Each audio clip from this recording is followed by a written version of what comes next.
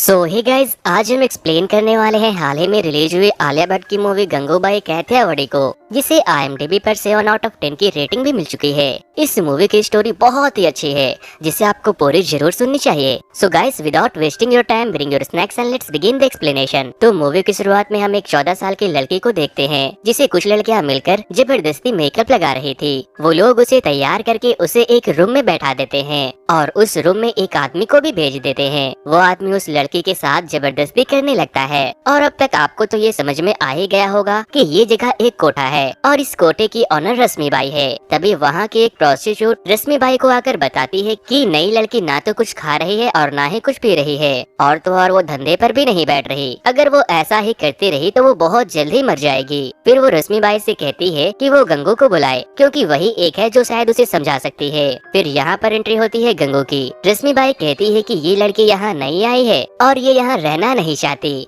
जिस पर गंगू से पूछती है कि तुम्हें यहाँ किसने लाया है। तो वो उसे बताती है कि मेरे पति ने मुझे यहाँ लाकर बेच दिया है। और दोस्तों, बाकी मूवियों की तरह यहाँ पर भी सीन एक बार फिर से शिफ्ट हो जाती है पास्ट में, जहाँ गंगू पहले गंगू नहीं गंगा हुआ करती थी। कमाठीपुरा से मीलों दूर काठियावाड़ी की थी वो, जहाँ वो अपने दिल में एक हीरोइन बनने का ख्वाब लेकर अपनी जिंदगी बहुत ही हंसी खुशी बिता रही थी। और तो और उसका एक बॉयफ्रेंड भी था, जिसका नाम रमनीक था। एक दिन रमनीक उसे बताता है कि उसे देवानंद की मूवी में काम मिल गया है, और ये खबर सुनने के बाद गंगू बहुत खुश होती है। रमनीक उसे बताता है कि हमें मूवी के लिए मुंबई जाना होगा, जिस पर गंगा बोलती है कि मैं भी अपने घर वालों को बताकर जाऊंगी। लेकिन रमनीक उसे ऐसा करने से मना कर देता है और कहता है कि तुम्हारे पेरेंट्स तुम्हें वहाँ जाने के लिए इजाजत नहीं देंगे। और फिर गंगा रमनीक के साथ बिना घर वालों को इन्फॉर्म किए मुंबई जाने के लिए तैयार हो जाती है, और फिर वो दोनों मुंबई पहुँच जाते हैं। मुंबई पहुँचने के बाद रमनीक गंगा को एक घर में लेकर जाता है और उसे बताता है कि ये घर उसके मौसी का है। मगर गंगा को वहाँ का माहौल थोड़ा अनकंफर्टेबल लग रहा था, इसीलिए वो रमनीक को वहाँ से चलने के लिए बोलती है।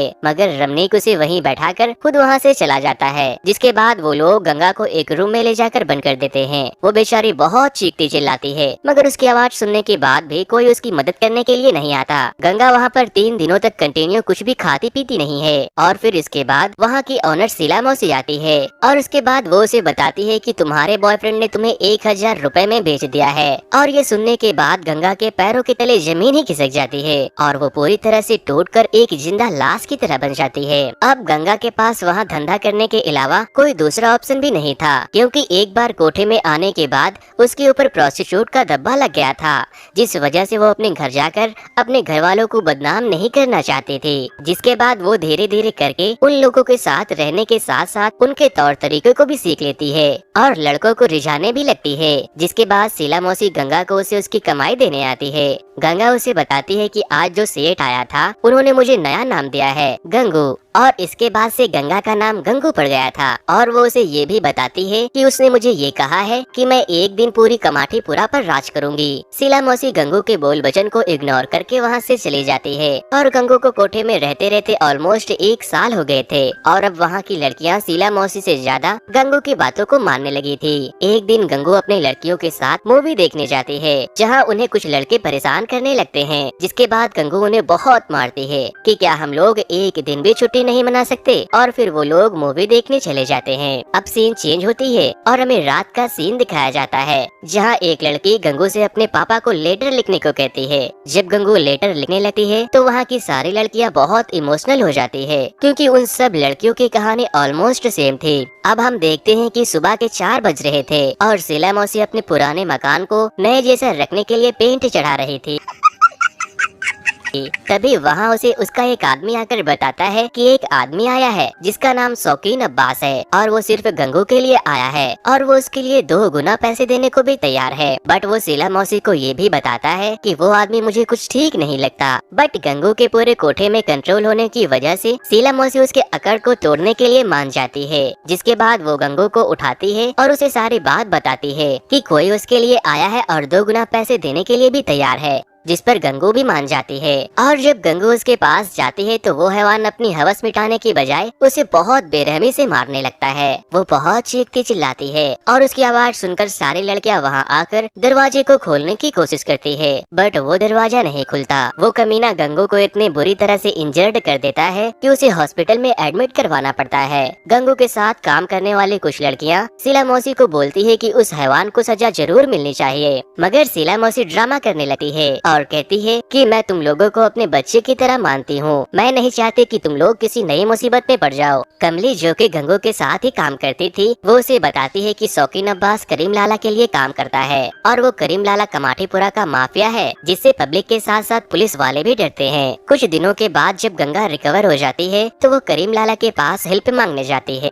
और उन्हें बताती है कि उनका आदमी शौकीन अब्बास ने उसके साथ बहुत गलत किया है, बट करीम लाला उसकी बातों को इग्नोर कर रहा था। लेकिन जब गंगू अपने जख्म को उसे दिखाती है तो करीम लाला को भी ये समझ में आ जाता है कि इसके साथ सच में बहुत ज्यादा अत्याचार हुआ है। जिसके बाद करीम लाला अपने एक आदमी बिलाल को वहाँ खड़े रहने को बोलता है। फिर 1 महीने के बाद शौकीन अब्बास एक बार फिर से गंगू के साथ अपनी हवस मिटाने आता है और जब शीला मौसी आकर गंगू को बताती है तो गंगू उसके बातों को फिर से मान जाती है। सारी लड़कियां गंगू को वहां जाने से मना करती है, लेकिन गंगू उनके बातों को नहीं मानती क्योंकि गंगू उसे सबक सिखाना चाहती थी। इसीलिए वो अपने सहेलियों से कहती है कि वो बिलाल को जाकर बताए ताकि वो करीम लाला को बता सके। और वो कमीना गंगू के साथ कुछ गलत करता कि उससे पहले वहाँ करीम लाला पहुँच जाते हैं और उसे पकड़ लेते हैं और वो उसके ऊपर बहुत गुस्सा करते हैं और गुस्से में आकर उसके सर को कार के ऊपर पटक देते हैं। गंगूबाई शौकीन अब्बास से अपने हक के पैसे भी मांगने लगती है और फिर वो उसे गाली देके वहाँ से चली जाती है। बीतते वक्त ने शीला मौसी को कमजोर बना दिया था।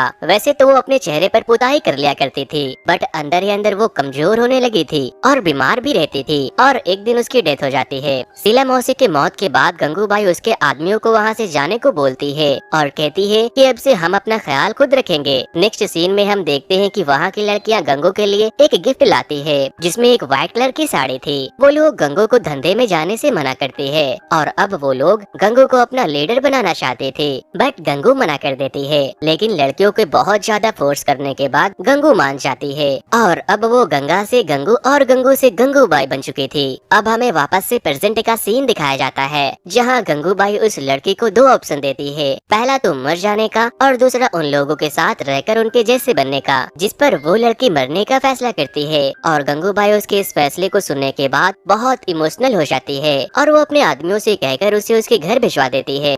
अब हम नेक्स्ट सीन में एक टेलर चचा को देखते हैं जो कि गंगूबाई के ब्लाउज का नाप लेने आया था और वो अपने साथ कुछ साड़ियाँ भी लेके आते हैं और उनके साथ एक लड़का भी था जिसका नाम अफसान रज्जाक था। गंगूबाई उसे रज्जाक साहब कह के बुलाती थी। टेलर चचा बताते हैं कि यही अब आपके ब्लाउज का नाप लिया करेगा और तो और साड़ियों का काम भी संभालेगा। गंगूबाई की नजर अफसान से हट ही नहीं रही थी। अब अफसान रोज रोज गंगूबाई के कोठे के बाहर खड़ा रहने लगा था ताकि वो गंगूबाई को देख सके। उन दोनों के बीच इशारों ही इशारों में बहुत सी बातें होनी शुरू हो गई थी। वो दोनों एक दूसरे के काफी करीब आने लगे थे। अफसान गंगूबाई को पूरा कमाठीपुरा भी घुमाता है। अब आने वाले दिनों में इलेक्शन भी होने वाले थे और इस इलेक्शन को गंगूबाई जीतना चाहती थी। रहीम गंगूबाई को हफ्ता ला कर देता है, मगर हफ्ता मिलना काफी कम हो गया था। गंगूबाई को इलेक्शन में जीतने के लिए काफी सारे पैसों की जरूरत थी। रहीम गंगूबाई से कहता है कि रज्जाबाई 2 बार से इलेक्शन जीतती आई है, उसे हराना नामुमकिन होगा। लेकिन गंगूबाई को खुद के ऊपर बहुत भरोसा था। इसी दौरान जब ईद का दिन आता है तो गंगूबाई करीम लाला के लिए सिवैयां बनाकर लेकर जाती है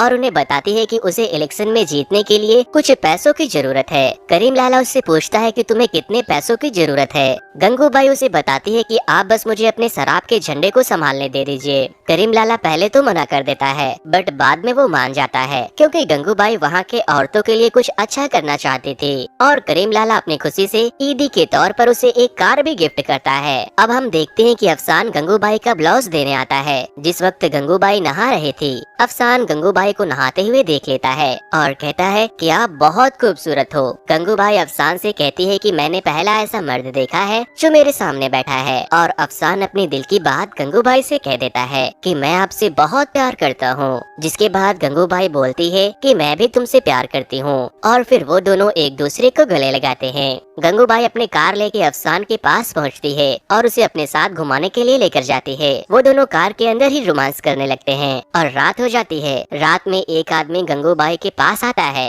और उसे कहता है कि तुम्हें रजिया बाई ने बुलाया है, जिस पर गंगूबाई उससे कहती है कि मेरे पास टाइम नहीं है। रजिया के लोग गंगूबाई की बेइज्जती करते हैं और उसका मजाक उड़ाने लगते हैं, जिसके बाद गंगूबाई उन्हें मारकर वहाँ से भगा देती है। अब हम देखते हैं कि गंगूबाई के कोठे पर पुलिस की रेड पड़ जाती है, जो रजिया बाई के कहने पर वहां आए थे। लेकिन गंगूबाई कहाँ किसी से कम थी, वो भी पुलिस वालों के मुंह पैसों से भर देती है। अगले सीन में हम देखते हैं कि गंगूबाई अपनी लड़कियों के साथ खाना खा रही थी और तभी रजिया बाई वहाँ खुद आ जाती है और गंगूबाई को इलेक्शन में खड़े होने से मना करती है। मगर गंगूबाई उससे जरा भी नहीं डरती और पीछे हटने से साफ इनकार कर देती है। फिर रजिया बाई वहाँ से जाने लगती है और जाते जाते बोलती है कि कल मेरे भाषण को सुने जरूर आना। अगले दिन गंगूबाई पर्दे पर मूवी लगा देती है, जिससे कि सारे लोग रजिया बाई की रैली में जाने के बजाय मूवी देखने लगती है और गंगूबाई अकेले ही उसकी रैली में जाती है। गंगूबाई को देखकर रजिया बहुत गुस्सा करती है और वो गंगूबाई से कहती है कि कोठे से डोली पर ले जाना और रजिया को हराना दोनों ही नामुमकिन है।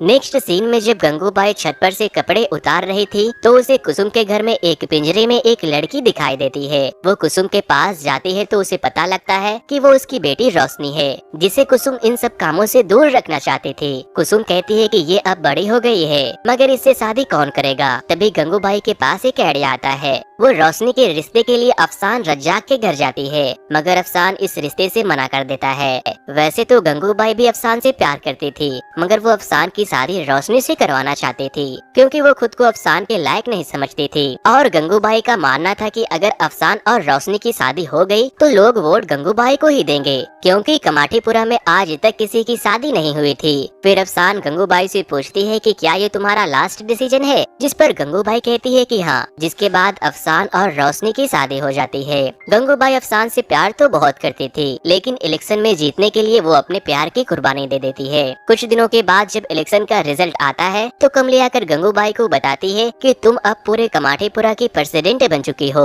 गंगूबाई सभी लड़कियों को उसे इलेक्शन में जिताने के लिए शुक्रिया कहती है और कहती है कि जितना प्यार आप लोगों ने मुझे दिया है उतना ही प्यार मैं आप लोगों को भी दूंगी। और वो अपने मोटिवेशनल और हिम्मत भरे स्पीच के साथ गंगूबाई सभी लड़कियों को खुश कर देती है। फिर हम देखते हैं कि गंगूबाई डेंटिस्ट के पास सोने का दांत लगवाने के लिए जाती है, क्योंकि उसने इलेक्शन से पहले ये डिसाइड किया था कि जीतने के बाद वो सोने का दांत लगवाएगी। अब अगले सीन में हम देखते हैं कि गंगूबाई 12 साल के बाद अपने घर वालों को कॉल करती है और अपने माँ से बात करती है तो उसकी माँ उसे बताती है कि तुम्हारे पिताजी अब नहीं रहे। अपने पिताजी की मौत की खबर सुनने के बाद वो बहुत उदास हो जाती है। अब नवरात्रि शुरू हो जाती है तो कमली गंगूबाई को बताती है कि उसके पेट में एक बच्चा है जो कि अब 3 महीने का हो चुका है और कमली उस बच्चे को जन्म देना चाहती थी और वो कहती है कि हमारा भी ख्याल रखने वाला कोई होना चाहिए। नवरात्रि की रात गंगूबाई करीम लाला से मिलने के लिए जाती है, जहां करीम लाला उसे 2 आदमियों से मिलवाते हैं जो कि कमाटीपुरा को खाली करवाना चाहते थे। करीम लाला उसे बताते हैं कि 14 नंबर गली के पीछे जो स्कूल है उनके साथ मिलकर इन्होंने कमाटीपुरा के कोठे को खाली करवाने का पिटीशन तैयार करवाया है। करीम लाला उसे ये भी बताते हैं कि ये लोग स्कूल के नाम पर बड़े बड़े बिल्डिंग्स बनाना चाहते हैं। करीम लाला उन लोगों की बेइज्जती करके वहाँ से भगा देते हैं और गंगूबाई से कहते हैं कि बिल्डर को तो मैं संभाल लूंगा, मगर स्कूल वालों को तुम्हें ही संभालना पड़ेगा,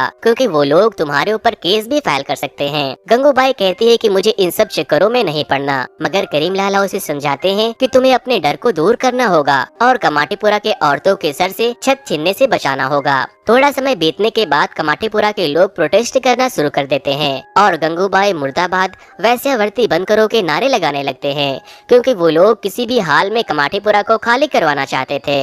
फिर हम स्कूल के फादर को देखते हैं, जिनसे एक रिपोर्टर मिलने आता है। गंगूबाई भी वहाँ अपने एरिया के लड़कियों को लेकर वहाँ उनका एडमिशन कराने के लिए आए थे। रिपोर्टर के पूछने पर फादर साफ इनकार कर देते हैं कि ये सब लड़कियाँ कोठे से आई है, क्योंकि कोई भी गंगूबाई से पंगा नहीं लेना चाहता था। और वो फादर मान जाते हैं और उन लड़कियों का एडमिशन अपने स्कूल में ले लेते हैं। वो रिपोर्टर गंगूबाई की फोटो भी लेता है। अगले दिन लड़कियाँ गंगूबाई से मिलने आती है और उसे बताती है कि स्कूल के टीचर ने उन्हें बहुत मारा है। अगले सीन में हम देखते हैं कि कमली की तबीयत बहुत खराब हो जाती है क्योंकि वो माँ बनने वाली थी। गंगूबाई उसे समझाती है कि तुम जल्द ही ठीक हो जाओगी और फिर कुछ दिनों के बाद कमली एक बच्चे को जन्म देती है, लेकिन बच्चे को जन्म देने के दौरान कमली की मौत हो जाती है। अगले दिन वो रिपोर्टर गंगूबाई की तस्वीर मैगजीन में प्रिंट करवा देता है, जिसके बाद से बहुत से लोग गंगूबाई को जानने लगे थे। जिसके बाद वो रिपोर्टर गंगूबाई से कहता है कि कल एक बहुत बड़ी रैली होने वाली है जहां तुम अपने हक की आवाज उठा सकते हो, और रिपोर्टर रैली में बोलने के लिए उसे एक स्पीच भी देता है।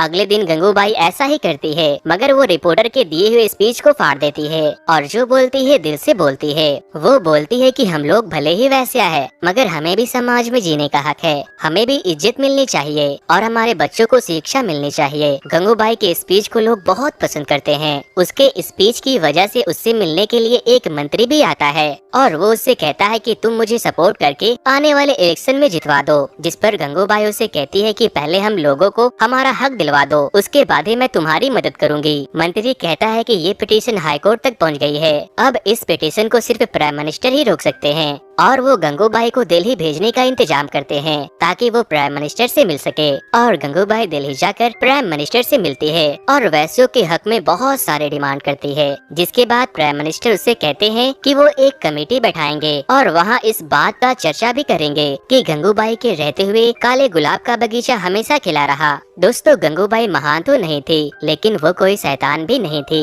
गंगूबाई का नाम इतिहास में भले ही ना हो, मगर कमाठीपुरा की गलियां अपना इतिहास हमेशा याद रखेगी। और कमाठीपुरा की गलियां ये भी बताती है कि गंगूबाई के रहते हुए वहाँ की एक भी औरतों के ऊपर से छत नहीं जाएगा। सफेद साड़ी, सोने की दांत और अपने गोल्डन हार्ट के साथ गंगूबाई ने वैश्यों को कानूनी तौर पर एक पेशा दिलवाने की कोशिश की थी, जिसने बदनाम गलियों को भी एक नाम दे दिया। फिल्मों के पोस्टर तो हर हफ्ते बदल दिए जाते हैं, मगर गंगूबाई की पोस्टर पिछले 50 सालों से कमाठीपुरा में लगी हुई है। हीरोइन बनने आई गंगा, गंगा से गंगू और गंगू से गंगूबाई बनकर पूरी सिनेमा ही बन गई। और दोस्तों, इसी के साथ ये मूवी यहीं पर खत्म हो जाती है। तो ये मूवी आपको कैसी लगी मुझे कमेंट करके जरूर बताना, और जो लोग भी मेरे चैनल पर नए आए हैं वो इस वीडियो को लाइक करके मेरे चैनल को जरूर से सब्सक्राइब करें।